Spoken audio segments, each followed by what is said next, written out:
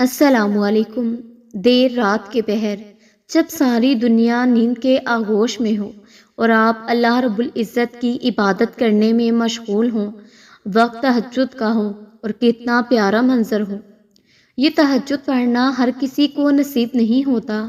اللہ پاک نے اگر آپ کو تہجد پڑھنے کی توفیق بخشی ہے تو اللہ پاک کا شکر ادا کریں۔ وہ آپ کو اپنے قریب کرنا چاہتا ہے۔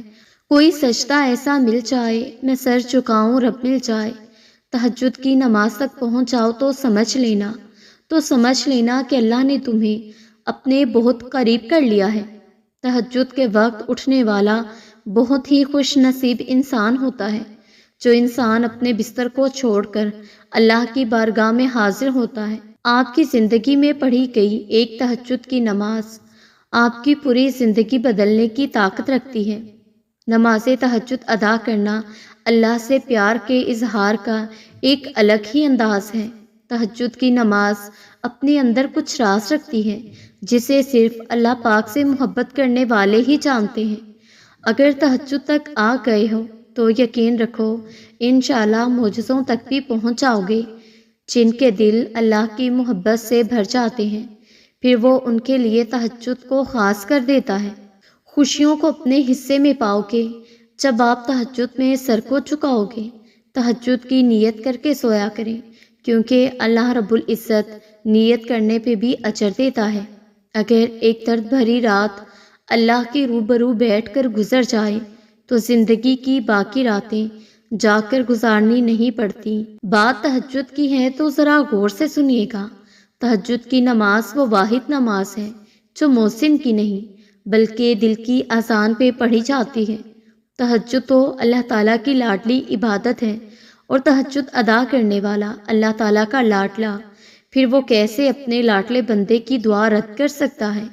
کیا یہ معجزہ نہیں ہے کہ رات کی تاریکی میں اللہ پاک نے تمہیں تہجد کی لگن لگائی ہے؟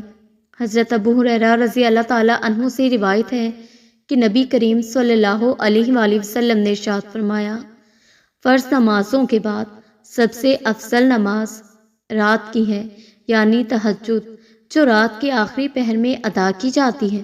تہجد عشق کی نماز ہے۔ یہ جو سوچ کے پڑھی جاتی ہے کہ آج اللہ سے ملاقات کرنی ہے، اپنی ساری باتیں اس سے کرنی ہیں، پھر وہ تمام باتیں، وہ دکھ جو ہمیں پریشان کر رہے ہوتے ہیں اللہ کو کہہ دینے سے کم ہو جاتے ہیں، دل کو تسلی ہو جاتی ہے۔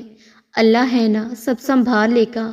اور جب سچی لگن لگ جاتی ہے نا تو نماز قضا کرنے والے تہجد ادا کرنے لگ جاتے ہیں۔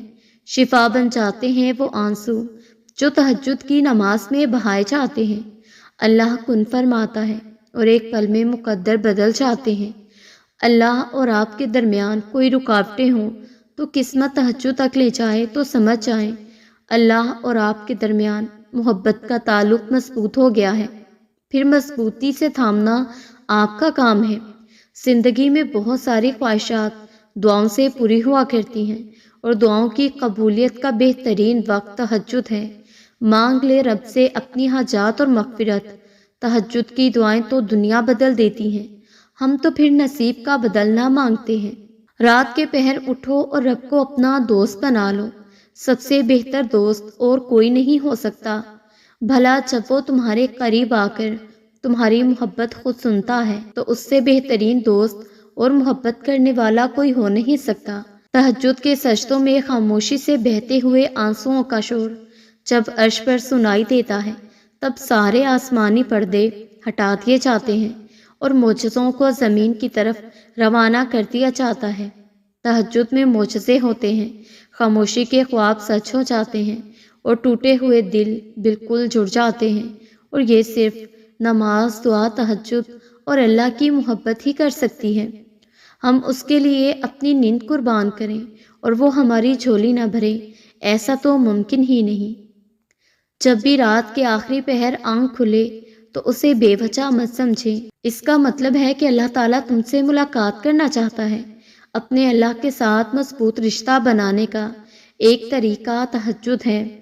وقت تہجد خاموش آنکھوں سے آنسو اور اللہ کے سامنے بیٹھے بے بس انسان کی فریادیں کبھی ضائع نہیں ہوتی۔ یا اللہ میری تمام دعاؤں پر کن فرما دیں۔ آمین ثم آمین یا رب العالمین۔